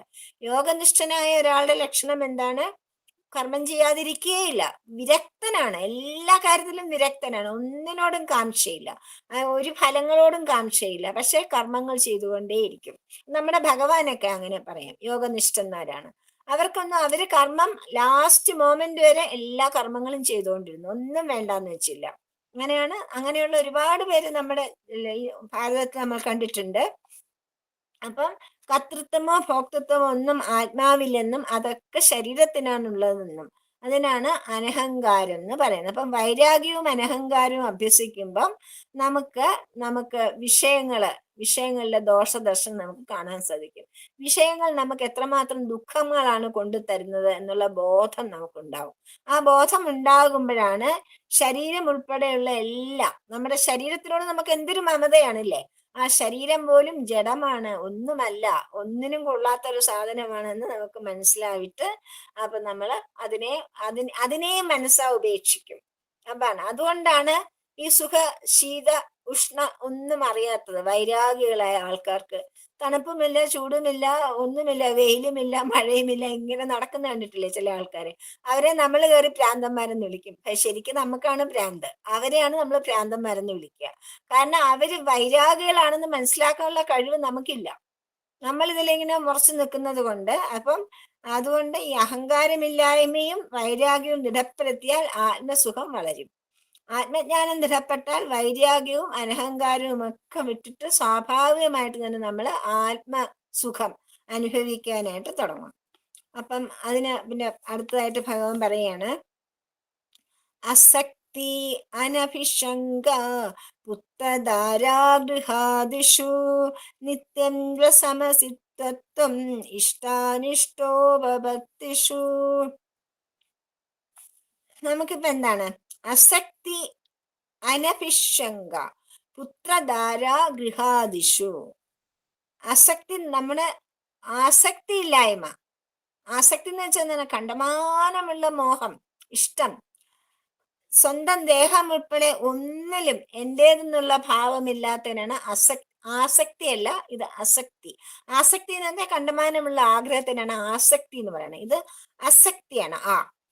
അതിന് സ്വന്തം ദേഹം ഉൾപ്പെടെ എന്റേതെന്നുള്ള ഭാവമില്ലാത്ത, അതാണ് അത്. പുത്രധാര ഗൃഹാദിഷു അനിപിഷംഗ. സന്താനങ്ങൾ, ഭാര്യ, ഗൃഹം എന്നിവയിലാണ് തന്റെ സുഖദുഃഖങ്ങളും ജീവിത സാഫല്യവും ചെയ്യുന്നതെന്ന് കരുതായിക. നമ്മളിപ്പോ എങ്ങനെയാണ് ചെയ്യുന്നത്? നമ്മുടെ ജീവിതം എങ്ങനെയാണ്? നമ്മുടെ ജീവിതത്തിൽ നമുക്ക് വീട് വേണം, നാട് വേണം, കൂട് വേണം, കൂട്ടുകാർ വേണം, മക്കൾ വേണം, എല്ലാവരും വേണം, ഇല്ലേ? എല്ലാത്തിലും, ഗൃഹം, ധനം, എല്ലാത്തിലും നമുക്ക് പിന്നെ ഇഷ്ടം, എല്ലാത്തിനോടും നമുക്ക് സ്നേഹം, അങ്ങനെ അതാണ് നമ്മുടെ ജീവിത സാഫല്യം എന്ന് നമ്മൾ കരുതുന്നു.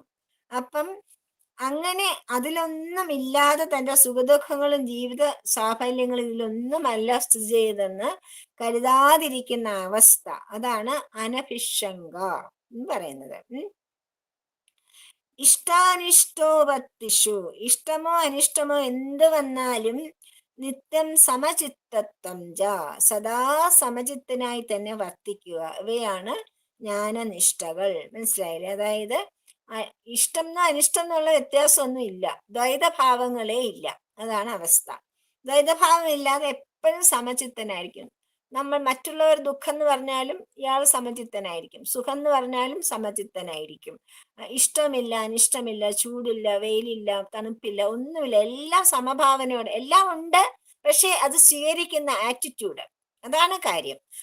ഇല്ലാത്തതുകൊണ്ടല്ല, ഉണ്ട്. ചൂടില്ലേ, നമ്മൾ ചൂടത്തിരുന്ന ചൂടൂലേ, പൊള്ളൂലേ, പൊള്ളും. പക്ഷെ അതിനെ സ്വീകരിക്കുന്ന ആറ്റിറ്റ്യൂഡാണ്. അയ്യോ എന്നെ കൊണ്ട് വയ്യേ, എനിക്ക് സഹിക്കാൻ വയ്യേ എന്ന് പറയാതെ ഓക്കെ ചൂടുണ്ട് എന്നെന്താ, ആ ഒരു ഭാവം, അതിനാണ് ആ ഒരു ഭാവത്തിലേക്ക് നമ്മൾ എത്തണം. അതാണ് മനസ്സിലാവുന്നത്. സമചിത്തതയോടുകൂടി വർത്തിക്കണം. അസക്തി, അനഭിഷംഗത്വം, സമചിത്തത്വം. ശക്തി ഇല്ലായ്മ, ശക്തി എന്ന് വെച്ചാൽ ഇഷ്ടം, ഭയങ്കരമായ ആഗ്രഹവും ഒട്ടലും മമതയും ഇല്ലാത്തതിനാണ് അസക്തി എന്ന് പറയുന്നത്. അതായത് എന്താ, ജഡപദാർത്ഥങ്ങളെല്ലാം, അതായത് ഗൃഹം, ഭാര്യ, മക്കള്, കുട്ടികള്, നമ്മുടെ സ്വത്ത്, നമ്മുടെ വീട്, നമ്മുടെ പുസ്തകം, നമ്മുടെ അത്, നമ്മുടെ ഇതെന്നും എല്ലാത്തിനോടും നമുക്ക് ശക്തി ഉണ്ട് അല്ലെ, എല്ലാത്തിനും നമുക്ക് ഇഷ്ടമുണ്ട്. ആ ഇഷ്ടം അല്ലെങ്കിൽ സംഘം ഇല്ലാതിരിക്കുന്ന അവസ്ഥയ്ക്കാണ് അസക്തി എന്ന് പറയുന്നത്. ക്ഷേത്രജ്ഞൻ എന്ന് പറയുന്ന ആത്മനെ ഈ ക്ഷേത്രം എന്ന ശരീരവുമായി ബന്ധിപ്പിക്കുന്നത് എന്താണ്? ആത്മനെ നമ്മുടെ ആത്മനാണെന്ന് നമ്മൾ അറിയാതെ നമ്മൾ ആത്മനെ നമ്മുടെ ശരീരമാവുന്ന ക്ഷേത്രജ്ഞനെ ക്ഷേത്രമായിട്ട് ബന്ധിപ്പിച്ചിരിക്കുന്നത് ഈ ശക്തിയാണ്. അപ്പൊ എപ്പോഴാണ് ഈ ശക്തി ഇല്ലാതെയാവുന്നത്? അപ്പൊ നമ്മൾ ഫ്രീ ആവും. മനസ്സിലായില്ലേ? അത് അർത്ഥശൂന്യമാണ് ഈ ശക്തി എന്ന് മനസ്സിലാവണം. അങ്ങനെ മനസ്സിലായി കഴിഞ്ഞാൽ അപ്പൊ പിന്നെ ആ വൈരാഗ്യം ഉണ്ടാവും, അസക്തി ഉണ്ടാവും. അതുകൊണ്ടാണ് അത്തരം പദാർത്ഥങ്ങളിലുള്ള ശക്തി, ആഗ്രഹം അല്ലെങ്കിൽ ഇഷ്ടം, അതൊക്കെ ദുഃഖ കാരണമാണ് എന്ന് നമുക്ക് മനസ്സിലാവും. നമുക്കറിയാലോ, മക്കളാണെങ്കിലും ഭാര്യയാണെങ്കിലും ഗൃഹമാണെങ്കിലും ധനമാണെങ്കിലും എല്ലാം നമ്മുടെ കൂടെ എപ്പോഴും നിലനിൽക്കില്ല. അപ്പൊ എല്ലാത്തിനും ഏതെങ്കിലുമൊക്കെ ഒരു സ്ഥലത്ത് വെച്ചിട്ട് വേർപിരിയലുകൾ ഉണ്ടാവും. അപ്പൊ നമുക്ക് എന്തുണ്ടാവും? ദുഃഖമുണ്ടാവും. എന്താ ദുഃഖമുണ്ടായത്? നമുക്ക് ശക്തി ഉള്ളതുകൊണ്ട്, നമുക്ക് സംഘമുള്ളത് കൊണ്ടാണ് നമുക്ക് ദുഃഖമുണ്ടായത്. അപ്പം ഈ ശക്തി ഇല്ലായ്മയാണ് ത്യാഗം എന്ന് പറയുന്നത്. ദേഹം ഉൾപ്പെടെ ഒന്നും തൻ്റേതല്ലതും എല്ലാം ഈശ്വരൻ്റെതാണെന്ന് നിരന്തരം ഭാവന ചെയ്യുന്ന ഒരാൾക്ക് ലോക വ്യവഹാരങ്ങളിൽ ഏർപ്പെട്ടിരുന്നാലും ആ അസക്തി വന്നു ചേരും. മനസ്സിലായില്ലേ? കാരണം അതാണ് ഞാൻ യോഗനിഷ്ഠനായ ആള് ലോകകാര്യങ്ങളൊക്കെ ചെയ്യും, എല്ലാ വർക്കും ചെയ്യും. പക്ഷെ ഒന്നും തൻ്റെതാണെന്നുള്ള ഭാവത്തോടെ അല്ല ചെയ്യുന്നത്. അതില് പിന്നെ നിഷ്കാമമായിട്ടാണ് ചെയ്യുന്നത്, ആഗ്രഹമില്ലാതെ, കർമ്മഫലത്തിൽ ഒരു ആഗ്രഹവും ഇല്ലാതെ ചെയ്യുന്നു. അപ്പോഴാണ് ശക്തി ഉണ്ടാവുന്നത്, അസക്തി ഉണ്ടാവുന്നത്. അപ്പൊ അസക്തിയും അനഭിഷത്വവും കൊണ്ട് നേടേണ്ടതാണ് സമചിത്തത്വം. സമചിത്തത്വം ഉണ്ടാവണമെങ്കിൽ ഈ അസക്തി ഉണ്ടാവണം, ശക്തി ഇല്ലാതെ ആവണം. അപ്പോൾ നമുക്ക് അതുപോലെ സംഘവും അനുരാഗവും, ഒന്നിനോട് ഇഷ്ടവും ഒന്നിനോട് കൂട്ടും ചേർന്നിരിക്കലും ഇല്ലാണ്ടായാൽ മാത്രമേ നമുക്ക് ഏത് പരിസ്ഥിതിയിലും സമനില പാലിക്കാൻ പറ്റൂ. ശ്രീരാമകൃഷ്ണദേവൻ ഒരു കഥ പറയും. ഒരു സ്ത്രീ രാവിലെ മുറ്റം അടിച്ചോണ്ടിരിക്കുകയായിരുന്നു. മുറ്റം അടിച്ചോണ്ടിരിക്കുമ്പോഴത്തേക്കും പിന്നെ ഒരു ബഹളം കേട്ടു. ബഹളം കേട്ടപ്പോഴത്തേക്കും വീട്ടിലെ മകൻ ഓടിക്കൊണ്ടു വന്ന്, അമ്മ അമ്മ, അപ്പുറത്തെ വീട്ടിലെ അപ്പൂപ്പൻ മരിച്ചുപോയി എന്ന് പറഞ്ഞു. അപ്പൊ ബഹളം കേട്ടതിന്റെ കാര്യം ചൂലും കൈവച്ചിങ്ങനെ നോക്കി നിൽക്കുകയായിരുന്നു. അപ്പൊ മകൻ ഒന്ന് പറഞ്ഞു, അപ്പുറത്തെ വീട്ടിലെ അപ്പൂപ്പൻ മരിച്ചുപോയി എന്ന് പറഞ്ഞതും, ആഹാ ശരി, ശരി കുറച്ച് കഴിഞ്ഞിട്ട് പോവാം എന്ന് പറഞ്ഞ് വീണ്ടും മുറ്റം അടിക്കണം തുടർന്നു. അതേ സമയത്ത് ഭഗവാൻ ചോദിക്കുകയാണ്. അതേ സമയത്ത് മകൻ ഓടി വന്ന് പറയണം, അമ്മ അമ്മ, അച്ഛന് എന്തെങ്കിലും സംഭവിച്ചു എന്നാണ്, അച്ഛൻ മരിച്ചുപോയി എന്നാണ് വന്ന് പറഞ്ഞതെങ്കിലോ? ചൂലും താഴെയിട്ട് അയ്യോ അയ്യോ അയ്യോ എന്ന് പറഞ്ഞ് നിലവിളിച്ച് അപ്പൊ തന്നെ നിന്ന വേഷത്തിൽ ഇറങ്ങി ഓടും അല്ലേ? അപ്പൊ തന്നെ ഇറങ്ങി ഓടില്ലേ? എന്താ കാര്യം? ശക്തി, എന്റേതെന്നുള്ള ഭാവം അവിടെ ഉള്ളതുകൊണ്ട്. മറ്റേ അപ്പൂപ്പൻ എന്റേതെന്നുള്ള ഭാവമില്ല, അതുകൊണ്ട് അവിടെ ഒരു നിസ്സംഗത പാലിക്കാൻ പറ്റി. മറ്റേത് എന്റേതെന്നുള്ള ഭാവമുള്ളതുകൊണ്ട് സംഘമുണ്ടായി. ആ സംഘമുണ്ടായപ്പോ ശക്തി ഉണ്ടായി, ശക്തി ഉണ്ടായപ്പോ കൂടെ ഇറങ്ങി ഓടിപ്പോയി. അതാണ് അസക്തിയും ഈ നമുക്ക് ശക്തി ഇല്ലായ്മയും തമ്മിലുള്ള, ശക്തിയും അസക്തിയും തമ്മിലുള്ള വ്യത്യാസം അതാണ്. എന്റേതെന്നുള്ള ഭാവമുള്ളത് കൊണ്ടാണ് നമുക്ക് ഈ ദുഃഖമുള്ളത്. എന്റേതല്ല, എല്ലാം ഭഗവാന്റെ അല്ലേ, നടക്കുന്ന പോലെ നടക്കട്ടെ എന്ന് വിചാരിച്ചാൽ നമുക്ക് ഒരു പ്രശ്നവും ഇല്ല. മനസ്സിലായില്ലേ? അപ്പൊ നമ്മുടെ ഇപ്പത്തെ ഈ രാഷ്ട്രീയ കളികളൊക്കെ നമ്മൾ ശ്രദ്ധിക്കാൻ വേണ്ട. സ്വാമി നമ്മളോട് പറഞ്ഞിട്ടുണ്ട്, രാഷ്ട്രീയത്തിലൊന്നും നിങ്ങൾ ശ്രദ്ധിക്കേണ്ട കാര്യമില്ല, നിങ്ങൾക്ക് അതിനൊന്നും ആവശ്യമില്ലല്ലോ, പിന്നെ എന്തിനാണെന്ന്. കാരണം അതൊക്കെ നോക്കാൻ പോയാൽ നമുക്ക് ഭ്രാന്ത് പിടിക്കും, നമുക്ക് വട്ട് പിടിക്കും. കാരണം അവിടെ യാതൊരു തരത്തിലുള്ള ഈ ഭഗവാൻ പറയുന്ന ഒരു സ്വഭാവം പോലും അവിടെ ഇല്ല. നന്മയുടെ ഒരു കണിക പോലും ഇല്ലാത്ത ഒരു സ്ഥലമാണ്. എന്ത് സംഭവിക്കും നമുക്ക് അറിയില്ല. എന്തോ സംഭവിച്ചോട്ടെ, നമുക്കെന്താ, നമ്മുടെ കർത്തവ്യങ്ങൾ ശരിയായിട്ട് ചെയ്തുകൊണ്ട് പോവുക. നമ്മളെ ഉപദേശിച്ചു തന്നിട്ടുള്ള മാതിരി നമ്മൾ അതിലൊന്നും സംഘമില്ലാതെ, അതിനൊന്നും ശക്തിയില്ലാതെ എന്ത് സംഭവിച്ചാലും നമ്മുടെ കർത്തവ്യങ്ങൾ നമ്മൾ ചെയ്തുകൊണ്ടേ പോകണം. അത് മാത്രം. അങ്ങനെയാണ് നമ്മൾ പഠിച്ചെടുക്കേണ്ടത്. മനസ്സിലായില്ലേ? ഈ സമചിത്തത്വം വന്നു കഴിഞ്ഞാൽ പിന്നെ ജ്ഞാനസമ്പാദനത്തിനുള്ള ഓരോരോ മാർഗങ്ങളായിട്ട് ഭഗവാൻ ഉപദേശിച്ചു കൊടുക്കുകയാണ്. ജ്ഞാനം ഉണ്ടാവണമെങ്കിൽ ഇതൊക്കെ ഉണ്ടാവണം. ഈ അസക്തിയും അനഭിഷത്വം ഒക്കെ ഉണ്ടെങ്കിൽ മാത്രമേ ജ്ഞാനം ഉണ്ടാവൂ. അല്ലാതെ പെട്ടെന്ന് അങ്ങോട്ട് ജ്ഞാനം ഉണ്ടാവില്ല. എല്ലാത്തിനോടും വിരക്തി, വൈരാഗ്യം ഒക്കെ ഉണ്ടാവണം. മയി ചാനന്യയോഗേന ഭക്തിരവ്യഭിചാരിണി വിവിക്തദേശ സേവിത്തം അമരതീർജന സംസതി. അതായത് മയി ചാനന്യയോഗേന, മയി ചാ അനന്യയോഗേന എന്നാണ് അതിന്റെ പദച്ഛേദം. മയി ച അനന്യയോഗേന ഭക്തിർ അവ്യഭിചാരിണി. വ്യഭിചാരിണിയല്ല, അവ്യഭിചാരിണിയാണ്. എന്നിട്ട് വിവിക്ത ദേശസേവിത്വം, വിവിക്തദേശസേവിത്വം സംസതി അരതി എന്ന് വെച്ചാല്, മയി എന്ന് വെച്ചാൽ പരമാത്മാവായ എന്നിൽ. ഭഗവാൻ അർജുനനോട് പറയുകയാണല്ലോ, പറയണ പരമാത്മാവായ എന്നിൽ ഭഗവാൻ എപ്പോഴും പറയണ കാര്യമാണ് ഈ അനന്യം. അനന്യം എന്ന് വെച്ചാൽ എന്നെ മാത്രം ചിന്തിക്കുക, മറ്റൊന്നിലും ശ്രദ്ധ പതറിപ്പോകാതിരിക്കുക. അനന്യയോഗേന, അതായത് സർവത്ര എന്നെ തന്നെ കണ്ടുകൊണ്ട്, വേറെ ഒന്നിലും ശ്രദ്ധ ഡിസ്ട്രാക്റ്റഡ് ആവാതെ, വേറെ ഒന്നിനും ശ്രദ്ധ പതറിപ്പോകാതെ എന്നെ മാത്രം സർവത്തിലും കണ്ടുകൊണ്ട് അവ്യഭിചാരിണി. വ്യഭിചാരം എന്ന് വെച്ചാൽ എന്താണ് വ്യഭിചരിക്കുക എന്ന് വെച്ചാൽ? വ്യഭിചരിക്കുക എന്ന് വെച്ചാൽ നേരായ മാർഗത്തിൽ നിന്നും തെറ്റായ മാർഗത്തിലേക്ക് പോകുന്നതിനാണ് വ്യഭിചാരം എന്ന് പറയുന്നത്. ആചാരത്തിൽ നിന്നും വിട്ടുപോകുന്നതിനാണ് വ്യഭിചാരം എന്ന് പറയുന്നത്. ആചാരങ്ങളിൽ നിന്നും വിട്ടുപോകുന്നതിനാണ് വ്യഭിചാരം എന്ന് പറയുന്നത്. അപ്പൊ ഇവിടെയോ അവ്യഭിചാരിണി ആയിരിക്കണം, വ്യഭിചരിക്കാൻ പാടില്ല. അതായത് മറ്റൊന്നിലും മോഹിച്ചു പോകാതെ, എന്ത് കണ്ടാലും എന്നെ വിട്ടിട്ട് പോവാൻ തോന്നരുത്, എന്നിൽ തന്നെ ഉറച്ചു നിൽക്കണം. അതാണ് അവ്യഭിചാരിണി. മറ്റൊന്നിലും മോഹിച്ചു പോകാത്ത ഭക്തിജ. ഭക്തി എന്ന് വെച്ചാൽ എന്താണ്? ഭഗവാനുള്ള പരമമായ പ്രേമത്തിനാണ് ഭക്തി എന്ന് പറയുന്നത്. ഭഗവാനുള്ള പരമമായ ഭയം, ദേശത്തിനോട് പരമമായ ഭയമുണ്ട്, ദേശഭക്തിയാവും. അമ്മയോടുണ്ടെങ്കിൽ മാതൃഭക്തിയാവും, അച്ഛനോടുണ്ടെങ്കിൽ പിതൃഭക്തിയാവും, ഗുരുവിനോടുണ്ടെങ്കിൽ ഗുരുഭക്തിയാവും, ഭഗവാനോടുണ്ടെങ്കിൽ ഭക്തി എന്ന് മാത്രം പറഞ്ഞാൽ മതി, ഈശ്വരഭക്തി. മനസ്സിലായില്ലേ? വിവിക്ത ദേശ സേവിത്വം, ഏകാന്ത സ്ഥാനങ്ങളിൽ അതായത് കഴിഞ്ഞുകൂടുവാനുള്ള കൗതുകം. അതായത് വിവിക്ത ദേശ സേവിത്വം എന്ന് വെച്ചാൽ ചുമ്മാ അവിടെ ഇവിടെയൊക്കെ ഇങ്ങനെ പൊയ്ക്കൊണ്ടിരിക്കാതെ ഒരു സ്ഥലത്ത് അടങ്ങിയിരുന്നു കൊണ്ട് എന്നിൽ മാത്രം ശ്രദ്ധ ഉറപ്പിച്ചുകൊണ്ട്, അതാണ് വിവിക്ത ദേശ സേവിത്വം. ഏകാന്ത സ്ഥാനങ്ങളിൽ കഴിഞ്ഞുകൂടുവാനുള്ള കൗതുകം, വെറുതെ അലഞ്ഞു നടക്കാതെ ഒരു സ്ഥലത്തിരുന്നു കൊണ്ട് അവിടെ തന്നെ ഇരിക്കുവാനുള്ള കഴിവ്, അതിനുള്ള കൗതുകം. ജനസംസതി അരതി. ജനസംസതി അരതി എന്ന് വെച്ചാൽ ജനക്കൂട്ടങ്ങളിലുള്ള ആസക്തി. ജനങ്ങൾ ഒരുപാട് ആൾക്കാരുടെ കൂടെയൊക്കെ ഇരിക്കുവാനുള്ള, ഒറ്റയ്ക്കിരിക്കാൻ വയ്യ, എപ്പോഴും ആള് വേണം ചുറ്റും, അങ്ങനെയുള്ള ഫീലിംഗ്, അതിനാണ്. തുടർന്ന് ജനക്കൂട്ടത്തിൽ കഴിയാനുള്ള താല്പര്യമില്ലായ്മ, അതായത് ഒറ്റയ്ക്കിരുന്നാലും ആത്മസംതൃപ്തിയോടുകൂടി ആത്മനിൽ രമിക്കുവാനുള്ള കഴിവ്, അതാണ് അതിൽ നിന്ന് പറയുന്നു ഭഗവാൻ. ജനക്കൂട്ടത്തിൽ കഴിയാൻ താല്പര്യം ഇല്ലായിക. തുടർന്ന് വികാസം പ്രാപിക്കുന്ന ജ്ഞാനസാധനകളാണ് ഇതിനു മുൻപ് പറഞ്ഞ അസക്തി, അനഭിഷംഗം, പിന്നെ നിത്യം സമചിത്തത, ഇതൊക്കെ ഉണ്ടെങ്കിൽ മാത്രമേ ഈ ജ്ഞാനത്തിന്റെ അടുത്ത പടിയിലേക്ക് പ്രവേശിക്കുവാനായിട്ട് കഴിയുള്ളൂ. പരമാത്മാവായി എന്നിൽ സർവത്ര എന്നെ തന്നെ കണ്ട് മറ്റൊന്നിലും മോഹിച്ചു പോകാത്ത പരമപ്രേമവും ഏകാന്ത സ്ഥാനങ്ങളിൽ കഴിഞ്ഞുകൂടുവാനുള്ള കൗതുകവും ജനക്കൂട്ടത്തിൽ കഴിയുവാൻ താല്പര്യമില്ലായ്മയും തുടർന്ന് വികാസം പ്രാപിക്കുന്ന ജ്ഞാന സാധനകളാണ് എന്ന് ഭഗവാൻ പറയുന്നു. അധ്യാത്മജ്ഞാന നിത്യത്വം തത്വജ്ഞാനാർത്ഥദർശനം ഏതജ്ഞാനമിതി പ്രോക്തം അജ്ഞാനം യാതോ യദന്യോന്യഥാ.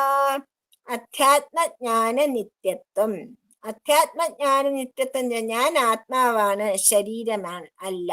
ഞാൻ ആത്മാവാണ്, ശരീരമല്ല എന്ന് നമ്മൾ തന്നെത്താൻ തന്നെ സദാ നമ്മളെ ഓർമ്മിപ്പിച്ചുകൊണ്ടിരിക്കണം. ആത്മാനുഭവം നമുക്ക് സദാ ഉണ്ടായിക്കൊണ്ടിരിക്കണം. അതാണ് ആധ്യാത്മജ്ഞാന നിത്യത്വം എന്ന് പറയുന്നത്. തത്വജ്ഞാനാർത്ഥ ദർശനം. അതെന്താണ് ഈ തത്വജ്ഞാനാർത്ഥ ദർശനം? തന്റെ സ്വരൂപമായ ബ്രഹ്മതത്വം തന്നെയാണ് പ്രപഞ്ചമായി കാണപ്പെടുന്നത് എന്നുള്ള തത്വബോധത്തോടുകൂടിയുള്ള വസ്തുദർശനം. അതായത് ഞാനും ഈ പ്രപഞ്ചവും തത്വമസി, അത് തന്നെ, ഞാനും എല്ലാം ഒന്ന് തന്നെ എന്നുള്ള ആ ഒരു വസ്തുദർശനം, അതിനാണ് തത്വജ്ഞാന ദർശനം എന്ന് പറയുന്നത്. പിന്നെയോ ഏത് ജ്ഞാനമിതി, ഇങ്ങനെയൊക്കെ എന്നതൊക്കെയാണ് ഭഗവാൻ പറയുന്നത്. ഇതൊക്കെയാണ് ജ്ഞാനം എന്ന് പറയുന്നത്. ജ്ഞാനം ഇതി പ്രോക്തം, ബ്രഹ്മനിഷ്ഠയ്ക്കുള്ള ഉപായങ്ങളായി പറയപ്പെടുന്നത്. ഇതിൽ നിന്നും അന്യഥാ ഏത്, വിപരീതമായി എന്തൊക്കെയുണ്ടോ അതൊക്കെ അജ്ഞാനമാണ്.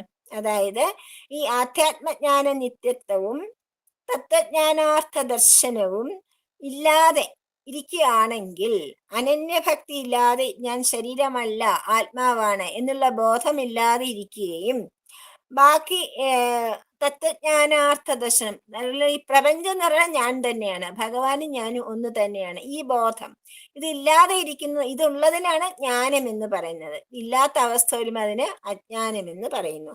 അതായത് ഈ ജ്ഞാനത്തിന് വിപരീതമായ എല്ലാ സ്വഭാവങ്ങളും അജ്ഞാനമായിട്ട് മാറും എന്ന് പറയുന്നു.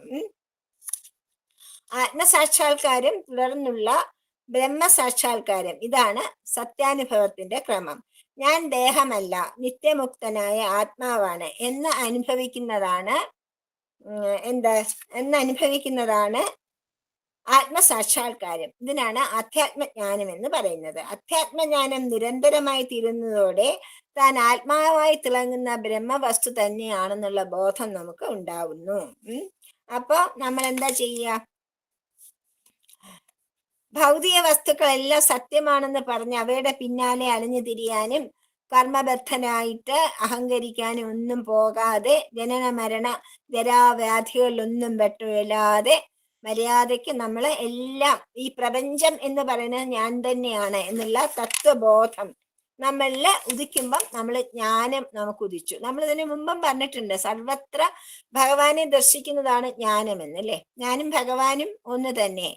അത് ഹനുമാൻ പറയുന്നത് പോലെ, ഞാന് ശരീരമാണെന്ന് വിചാരിച്ചാൽ ഞാൻ അങ്ങയുടെ സേവകനാണ്, ഞാൻ മനസ്സാണെന്ന് വിചാരിച്ചാൽ ഞാൻ അങ്ങയുടെ ഭക്തനാണ്, ഞാൻ ആത്മാവാണെന്ന് വിചാരിച്ചാൽ ഞാനും അങ്ങയും ഒന്ന് തന്നെ. അതാണ് ആത്മജ്ഞാനം, അതാണ് ജ്ഞാനത്തിന്റെ പടി. ശരീരമാണ് നമ്മളെങ്കിൽ ഭഗവാന്റെ സേവകൻ, ഭഗവാനെ വിട്ടൊന്നുമില്ല. മനസ്സാണ് ഞാനെങ്കിൽ ഞാൻ ഭഗവാന്റെ ഭക്തൻ, ആത്മാവാണ് ഞാനെങ്കിൽ ഞാനും ഭഗവാനും ഒന്ന് തന്നെയല്ലേ, വ്യത്യാസമൊന്നുമില്ലല്ലോ എന്ന് പറയുന്നത് പോലെ ഈ ജ്ഞാനോപായങ്ങൾ അഭ്യസിച്ച് അനുഭവം പൂർണ്ണമായാൽ ക്ഷേത്രം മറഞ്ഞിട്ട് ക്ഷേത്രജ്ഞൻ പൂർണ്ണമായും സ്വതന്ത്രനാകും. അതിനാണ് മുക്തി എന്ന് പറയുന്നത്. ജ്ഞാനം കൊണ്ട് അറിയപ്പെടേണ്ട ഈ ക്ഷേത്രജ്ഞന്റെ സ്വരൂപവർണ്ണം അതിനെ കേൾപ്പിക്കാമെന്ന് ഭഗവാൻ അടുത്ത പദ്യത്തിൽ പ്രതിജ്ഞ ചെയ്യുന്നു. അതായത് ജ്ഞേയം എത്തത് പ്രവക്ഷ്യാമി യജ്ഞാത്വാം അമൃതശ്നുതേ അനാദിമത്പരം ബ്രഹ്മാന സത്തന്യാസദ്വിച്ഛതേ. ജ്ഞേയം തത്, ജ്ഞേയെന്ന് വെച്ചാൽ അറിയപ്പെടേണ്ടത്, ജ്ഞാനസാമഗ്രികൾ കൊണ്ട് അറിയപ്പെടേണ്ടതിനാണ് ജ്ഞേയം എന്ന് പറയുന്നത്. സത്യമേതാണോ അത്. ജ്ഞാത്തോ, ഏതൊരു സത്യത്തെ അറിഞ്ഞാൽ, ജ്ഞാത്തോ എന്ന് വെച്ചാൽ അറിഞ്ഞു കഴിഞ്ഞത്, ജ്ഞേയെന്ന് വെച്ചാൽ അറിയപ്പെടേണ്ടത്, ജ്ഞാത്തോ എന്ന് വെച്ചാൽ അറിഞ്ഞു കഴിഞ്ഞത്. അമൃതം അശ്നുതേ, അമൃതം എന്ന് വെച്ചാൽ എന്താണ്? മൃതമില്ലാത്ത അവസ്ഥ. അമൃതം എന്ന് പറയുമ്പം മൃതമല്ലാത്ത അവസ്ഥ, ജനന മരണ രഹിതമായ മോക്ഷസുഖം അനുഭവിക്കാനാകും. തത്, ആ സത്യം പ്രവക്ഷ്യാമി, ആ സത്യം എന്താണെന്ന് ഞാൻ കൃത്യമായിട്ട് പറഞ്ഞു തരാം. അനാദിമത് മറ്റൊന്നിൽ നിന്നും ജനിക്കാത്ത പ്രപഞ്ചത്തിന്റെ കാരണമായ ബ്രഹ്മമാണ് അത്. തത് ന സത് അതിനെ ആപേക്ഷികമായി ഉണ്മയെന്ന് പറഞ്ഞുകൂടാ. അസത് ന ഉച്ചതേ അതിനെ അസത്തെന്നും പറയാൻ പാടില്ല, ഉണ്മയെന്നും പറയാൻ പാടില്ല. ഭഗവാനെ ജ്ഞാനസാമഗ്രികൾ കൊണ്ട് അറിയപ്പെടേണ്ടതായ സത്യം ഏതാണോ, ഏതൊരു സത്യത്തെ അറിഞ്ഞാൽ ജനന മരണരഹിതമായ മോക്ഷസുഖം അനുഭവിക്കാനാകുമോ ആ സത്യം ഞാൻ നിനക്ക് പറഞ്ഞു തരാം എന്ന് നീ പറഞ്ഞു കൊടുക്കാൻ പോണതേ ഉള്ളൂ. ഇതുവരെ ആ ജ്ഞാനത്തിൽ എത്തുവാനുള്ള വഴികളാണ് ഭഗവാൻ പറഞ്ഞത്, അർജുനന് പറഞ്ഞു കൊടുത്തത്, നമുക്ക് പറഞ്ഞു തന്നത് ആ ജ്ഞാനത്തിലേക്ക് പ്രവേശിക്കുവാനുള്ള ഓരോരോ സ്റ്റെപ്സ് ആണ്. ഇനി ഭഗവാൻ പറയുകയാണ്, ഞാൻ നിനക്ക് വ്യക്തമായിട്ട് പറഞ്ഞു തരാം. മറ്റൊന്നിൽ നിന്നും ജനിക്കാത്ത പ്രപഞ്ചത്തിന്റെ പരമ കാരണമായ ബ്രഹ്മമാണ്. അതായത് ഈ പ്രപഞ്ചമുണ്ടായത് ബ്രഹ്മത്തിൽ നിന്ന് തന്നെയാണ്. അപ്പൊ ബ്രഹ്മവും പ്രപഞ്ചവും തമ്മിൽ വ്യത്യാസമില്ല. അതിനെ ആപേക്ഷികമായ ഉണ്മയെന്ന് പറഞ്ഞുകൂടാ, ആപേക്ഷികമായ ഇല്ലായ്മയെന്നും പറഞ്ഞുകൂടാ എന്നാണ് ഭഗവാൻ ഇവിടെ പറയുന്നത്. ഈ ആക്ച്വലി ഇതില് ഭയങ്കരമായിട്ടുള്ള തത്വജ്ഞാനമാണ് ഭഗവാൻ ഈ ചാപ്റ്ററിൽ കൂടുതലായിട്ട് അർജുനന് പറഞ്ഞു കൊടുക്കുന്നത്. കാരണം അർജുനന് ഇനി അവസാനത്തോട് വരികയാണല്ലോ, തത്വമസി എന്നുള്ള അതിലോട്ട് വരികയാണല്ലോ. അപ്പൊ അതിനേക്ക് നയിക്കുകയാണ് അർജുനനെ. സർവദ പാണിപാദം സർവദോഷി ശിരോമുഖം സർവദസ്സുതിമല്ലോകേ സർവമാവൃത്യ തിഷ്ഠതി. ആ പരമകാരുണികമായ സത്യം സർവദ പാണിപാദം, സർവദ പാണിപാദമാണ്, എല്ലായിടത്തും കൈയും കാലും ഉള്ളതാണ്. സഹസ്രശീർഷ പുരുഷ എന്ന് പറയുന്ന അതേ കാര്യമാണ്. ഉപനിഷത്താണല്ലോ, ഉപനിഷത്ത് സാരമാണല്ലോ ഭഗവത്ഗീത. അതിൽ തന്നെ പറയുന്നതാണിത്. സർവദ അക്ഷി ശിരോമുഖം, എല്ലായിടത്തും കണ്ണും തലയും ഉള്ളത്. സർവദോക്ഷി ശിരോമുഖം, സർവദ എല്ലായിടത്തും അക്ഷി ശിരസ് മുഖം എന്നിവ ഉള്ളത്. സർവത്ര സുതിമത് എല്ലായിടത്തും കാതുകളുള്ളത്. ലോകെ ഈ ലോകത്തിൽ ആ സത്യം സർവം ആവൃത്യ തിഷ്ഠതി എല്ലാത്തിലും അകത്തും പുറത്തും നിറഞ്ഞു. അതായത് സത്യസ്വരൂപനായ ഈശ്വരൻ സർവത്ര നിറഞ്ഞു നിൽക്കുന്നു. അതിനാണ് സർവത പാണിപാദം, എല്ലാ പാദങ്ങളും എല്ലാ പാണികളും ഭഗവാൻ തന്നെ, ഭഗവാന്റേത് തന്നെ. സർവദോഷി ശിരോമുഖം, എല്ലാ അക്ഷികളും എല്ലാ കണ്ണുകളും എല്ലാ മുഖങ്ങളും എല്ലാ ശിരസ്സുകളും ഭഗവാൻ തന്നെയാണ്. സർവത്ര സുനിമൽ, ഈ ലോകത്ത് കേൾക്കുന്നതെല്ലാം ചെവികളെല്ലാം ഭഗവാന്റേതാണ്. സർവം ആവൃത്യ തിഷ്ഠതി എല്ലാത്തിനെയും ആവരണം ചെയ്തുകൊണ്ട് ഉള്ളിലും പുറത്തും സ്ഥിതി ചെയ്യുന്നതും അതേ ബ്രഹ്മം തന്നെയാണ്, അതേ ഭഗവാൻ തന്നെയാണ് എന്ന് പറയുന്നു. പ്രപഞ്ചത്തിന് ഒരു പരമ കാരണം കൂടിയേ തീരൂ എന്ന് വന്നുവല്ലോ. ആ കാരണത്തിന്റെ സ്വരൂപം എന്താണെന്ന് നമുക്ക് തൽക്കാലം ആ കാരണത്തിന്റെ സ്വഭാവമായ പ്രപഞ്ചവും അതിന്റെ സ്വരൂപവും തമ്മിലുള്ള, അതായത് കാര്യവും കാരണം, നമ്മൾ എപ്പോഴും പറയുന്നതാണ്, കാര്യം ഉണ്ടാവണമെങ്കിൽ കാരണം ഉണ്ടാവണം, കാരണമില്ലാതെ ഒരു കാര്യവും നടക്കില്ല, അല്ലേ? ഒരു കാരണം ഉണ്ടെങ്കിലേ നമ്മൾ എന്തും ചെയ്യുള്ളൂ. അപ്പം ആ കാരണവും പ്രപഞ്ചവും അതിന്റെ സ്വരൂപവും തമ്മിലുള്ള ബന്ധം എന്തായിരിക്കുമെന്ന് ചിന്തിക്കാം. പരമകാരണത്തിൽ ഉദയം ചെയ്ത് അതിൽ തന്നെ വീണ്ടും മറയുന്നതാണ് സ്വഭാവമായ പ്രപഞ്ചം. അപ്പോൾ പൊന്തി കാണപ്പെടുന്നതിന് മുമ്പ് പ്രപഞ്ചം എവിടെയായിരുന്നു? നമ്മൾ കാണുന്ന പ്രപഞ്ചം അപ്പൊ ഇതിനു മുമ്പ് എവിടെയായിരുന്നു? പ്രപഞ്ചം ഉണ്ടായി മറയുന്നതാണ് പ്രപഞ്ചം. അപ്പൊ എവിടെയാണ് ഉണ്ടായത്, എതിലെയാണ് മറഞ്ഞത്? അപ്പോൾ ആ പരമകാരണം തന്നെ ആയിരുന്നു. അതിൽ നിന്നും പ്രപഞ്ച ഘടകങ്ങൾ ആവിർഭവിച്ചു എന്ന് പറഞ്ഞാൽ ആവിർഭവിച്ച പ്രപഞ്ച ഘടകങ്ങളൊക്കെ എന്താണ്? ഭഗവാന്റെ പ്രത്യക്ഷ രൂപങ്ങളാണ്. ഈ പ്രപഞ്ചം എന്ന് പറയുന്നത് ഭഗവാൻ വിശ്വരൂപം എന്ന് പറയുന്നത് എന്താണ്? ഈ പ്രപഞ്ചം തന്നെ, പ്രപഞ്ചം തന്നെയാണ് വിശ്വരൂപം. അതായത് ഭഗവാന്റെ പ്രത്യക്ഷത, അദൃശ്യനായി നിന്ന ഭഗവാൻ പ്രത്യക്ഷപ്പെടുന്നതാണ് പ്രപഞ്ചം. സൂര്യചന്ദ്രാദി സൗരയൂഥ ഘടകങ്ങളും മനുഷ്യ പക്ഷി മൃഗാദി ജീവജാലങ്ങളും എല്ലാം ആ പരമകാരണത്തിന്റെ അഭിന്നമായ അംശങ്ങളാണ്. അതായത് നമ്മൾ ഈ പ്രപഞ്ചത്തിൽ കാണുന്ന, പ്രപഞ്ചം എന്ന് വെച്ചാൽ യൂണിവേഴ്സ് ആണ്, ലോകമല്ല, വേൾഡ് അല്ല, യൂണിവേഴ്സ്, പ്രപഞ്ചം. അതിലുള്ള സർവ്വതും, സർവഗ്രഹങ്ങളും സർവ നക്ഷത്രങ്ങളും സർവ്വതും, പിന്നെ ജീവജാലങ്ങളും, പിന്നെ മലകളും കുന്നുകളും സമുദ്രങ്ങളും എല്ലാം എല്ലാം അതിൽ ഉൾപ്പെടുകയാണ്. കാണപ്പെടുന്ന എല്ലാ കൈകളും എല്ലാ കാലുകളും എല്ലാ കണ്ണുകളും തലകളും മുഖങ്ങളും ചെവികളും എന്ന് പറഞ്ഞാൽ എന്താണ്? എന്തിനൊക്കെയാണോ ഈ അവയവങ്ങൾ ഉള്ളത് അതെല്ലാം, അതായത് സർവ്വ ജീവജാലങ്ങളും, അതാണ് എൻ്റെ അർത്ഥം. സർവ്വ ജീവജാലങ്ങളും അതിനെയൊക്കെ പ്രവർത്തിപ്പിക്കുന്നത് ആരാണ്? അതിനെയൊക്കെ ആവരണം ചെയ്ത് അതിൻ്റെ ഉള്ളിലും പുറത്തും സ്ഥിതി ചെയ്യുന്ന ഭഗവാൻ തന്നെയാണ്. ഈശ്വരൻ അങ്ങനെ എല്ലാത്തിൻ്റെയും പ്രപഞ്ച രൂപങ്ങളുടെ അകത്തും പുറത്തും നിറഞ്ഞു നിൽക്കുന്നു. ഈ വിവരണം കൊണ്ട് നിർഗുണനായ ഭഗവാന് ഭക്തനെ രക്ഷിക്കാൻ എങ്ങനെ കഴിയും എന്ന് ചില മന്ദബുദ്ധികളുടെ അതായത് ചിലർ ചോദിക്കും, ഭഗവാൻ നിർഗുണനാണെങ്കിൽ എങ്ങനെയാണ് ഭഗവാൻ ഭക്തന്മാരെ രക്ഷിക്കുക എന്ന് ചിലരൊക്കെ ചോദിക്കാറുണ്ട്. അതിന് മറുപടിയാണിത്. ഭഗവാൻ നിർഗുണനാണെങ്കിൽ സഗുണനുമാണ്.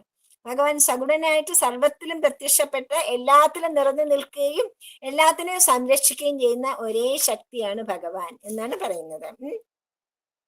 പരമകാരണത്തിന്റെ സ്വഭാവമായ പ്രപഞ്ചത്തിൽ സ്വരൂപം സർവത്ര വ്യാപിച്ചിരിക്കുന്നു.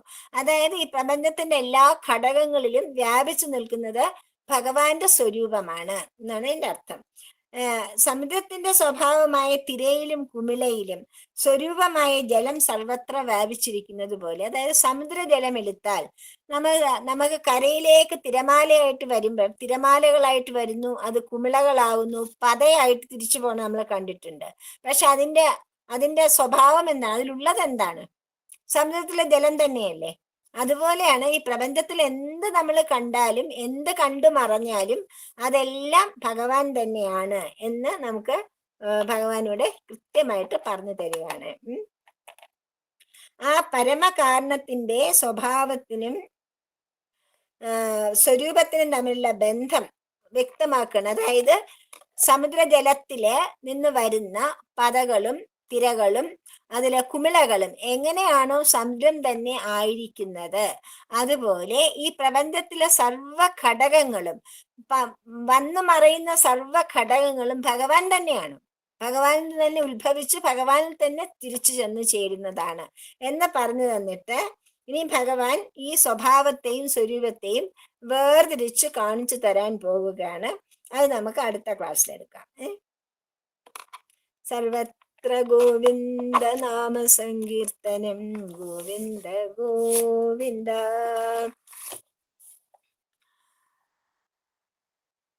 സ്വസ്തി പ്രജാഭ്യ പരിപാലയന്താം ജ്ഞാനേന മാർഗേണ മഹീമഹീഷാം ഗോബ്രാഹ്മണേഭ്യഃ ശുഭമസ്തു നിത്യം. സമസ്തലോകാഃ സുഖിനോ ഭവന്തു. സമസ്തലോകാഃ സുഖിനോ ഭവന്തു. സമസ്തലോകാഃ സുഖിനോ ഭവന്തു. ഓം ശാന്തി ശാന്തി ശാന്തി.